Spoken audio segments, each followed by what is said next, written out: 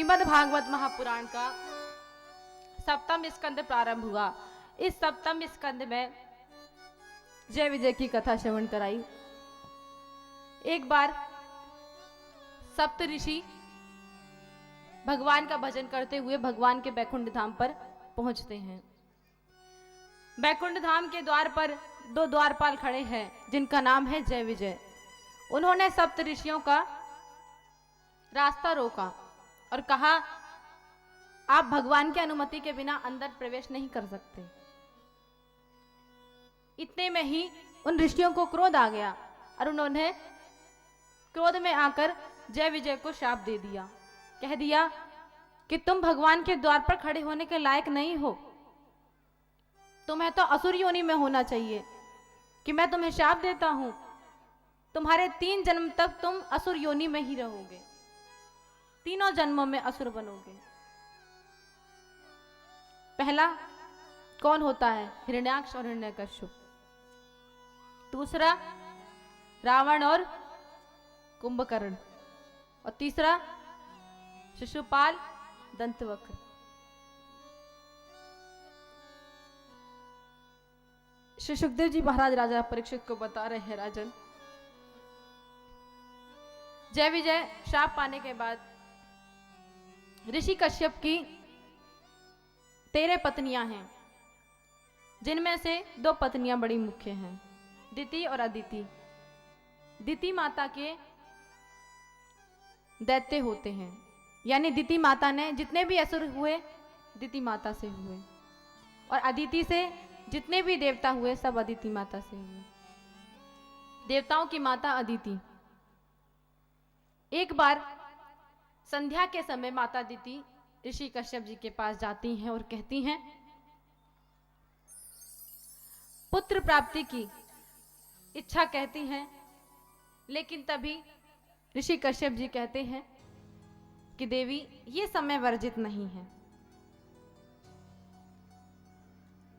आप थोड़ा इंतजार करें, संध्या का समय है, ये समय इस काम के लिए वर्जित नहीं है। और बंधुओं, संध्या के समय 4 कार्य नहीं करने चाहिए।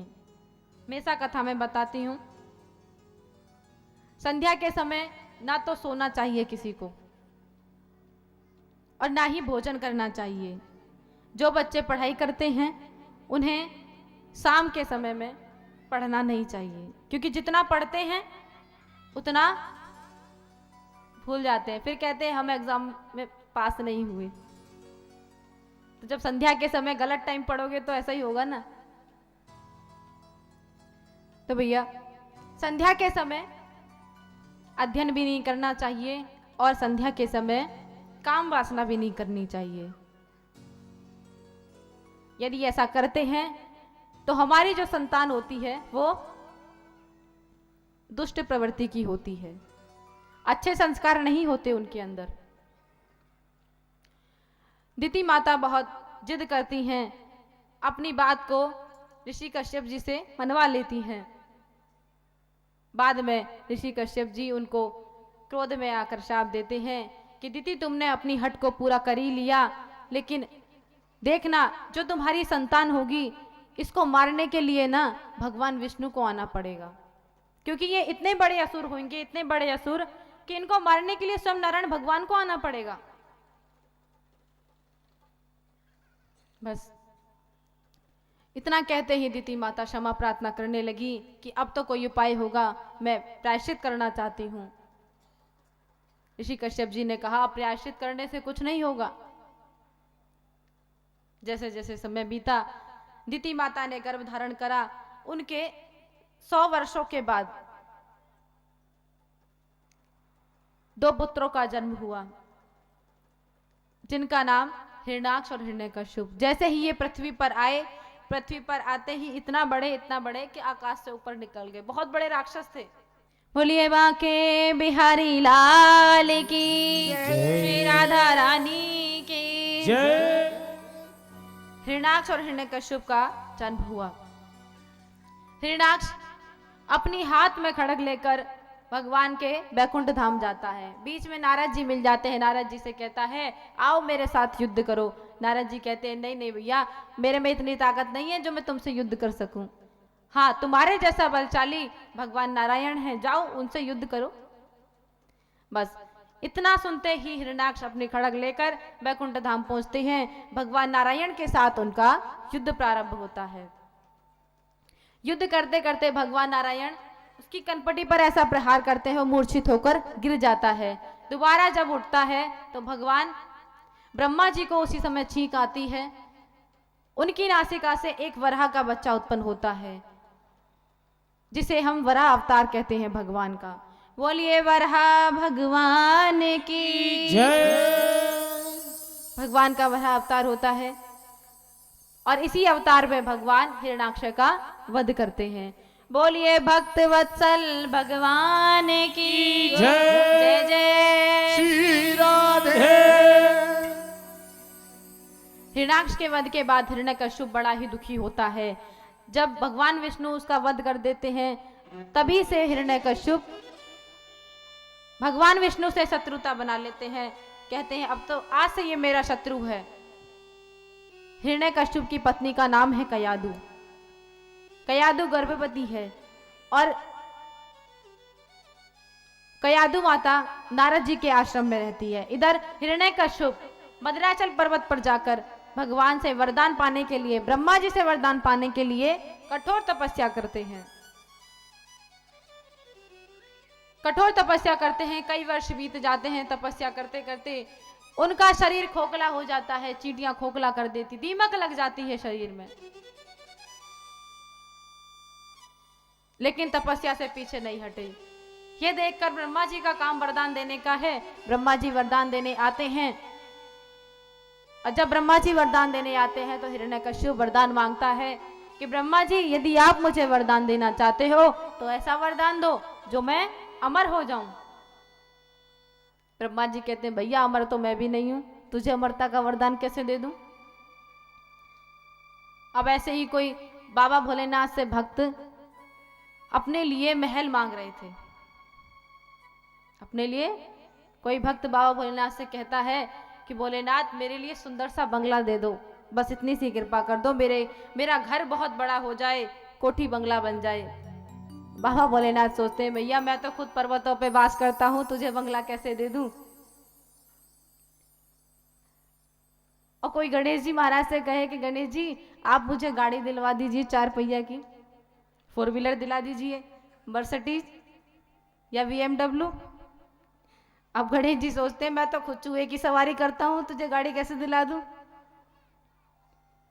तो आज ब्रह्मा जी कहते हैं भैया मैं तो खुद ही अमर नहीं हूं, तुझे अमरता का वरदान कैसे दूं। लेकिन ब्रह्मा जी का काम वरदान देने का है। ब्रह्मा जी ने कहा ठीक है आप जो वरदान मांगो मैं दे सकता हूं।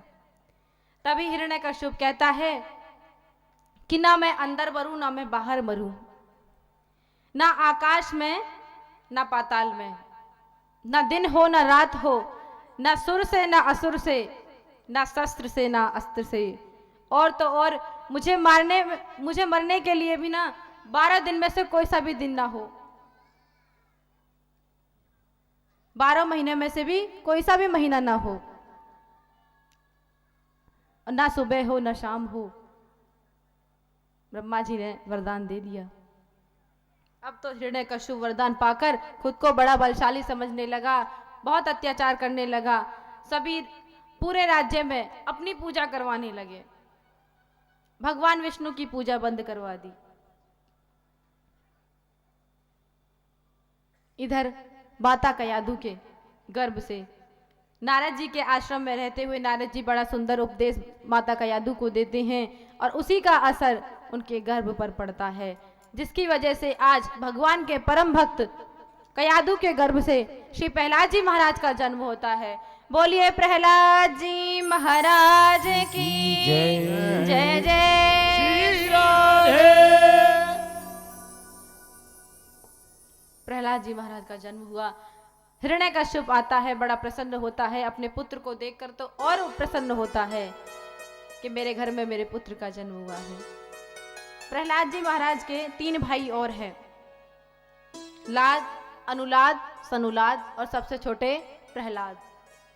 ये 4 भाई हैं। प्रहलाद जी सबसे छोटे हैं, इसीलिए माता पिता के बहुत प्यारे हैं। प्रहलाद जी महाराज जैसे जैसे बड़े होते हैं, भगवान का भजन करते हैं, हरि नाम सिमरन करते हैं। पिताजी उनको शिक्षा देते हैं कि बेटा तुम विद्यालय जाओ, पाठशाला जाओ, वहां पर अध्ययन करो, अपने शिक्षकों से जानो ज्ञान क्या होता है। इतना सुनते ही प्रहलाद जी महाराज जब पाठशाला जाते हैं, 1-2 दिन हो जाते हैं। 1-2 दिन के बाद फिर हिरण्यकश्यप अपनी गोदी में बिठाकर पूछते हैं, बेटा प्रहलाद तुमने क्या शिक्षा पाई? तुम विद्यालय जाते हो, तुमने क्या शिक्षा पाई? तभी प्रहलाद जी कहते हैं, बड़ा प्यारा भाव प्रहलाद जी का, और ये भाव मेरे गुरुदेव का भी है, बहुत प्यारा है मेरे पिताजी का। आइए हम भी ठाकुर जी से कहते हैं, मैं तो जपूं सदा तेरा नाम, दयालु दया करो। मैं तो जपूं सदा तेरा नाम, दयालु दया करो। मैं तो जपूं सदा तेरा नाम, दयालु दया करो। मैं तो जपूं सदा तेरा नाम, दयालु दया करो। दयालु दया करो, दयालु दया करो। कृपालु कृपा करो। कृपालु कृपा करो। मैं तो जपूं सदा तेरा नाम, दयालु दया करो। मैं तो जपूं सदा तेरा नाम, दयालु दया करो। सभी प्रेम से ताली सेवा करते हुए।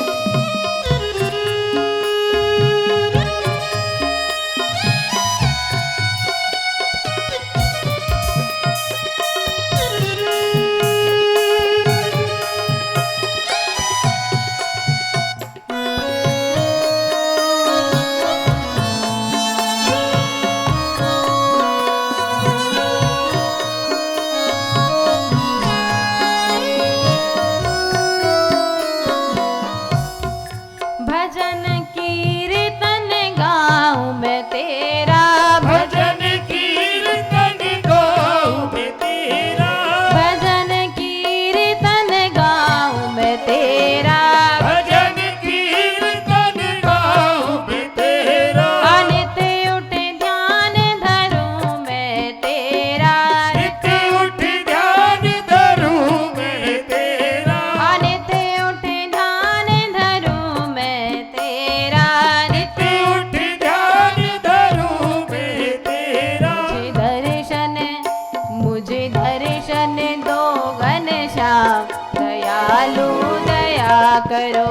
मुझे दर्शन दो घनश्याम, दयालु दया करो। मैं तो जपूं सदा तेरा नाम, दयालु दया करो। मैं तो जपूं सदा तेरा नाम, दयालु दया करो।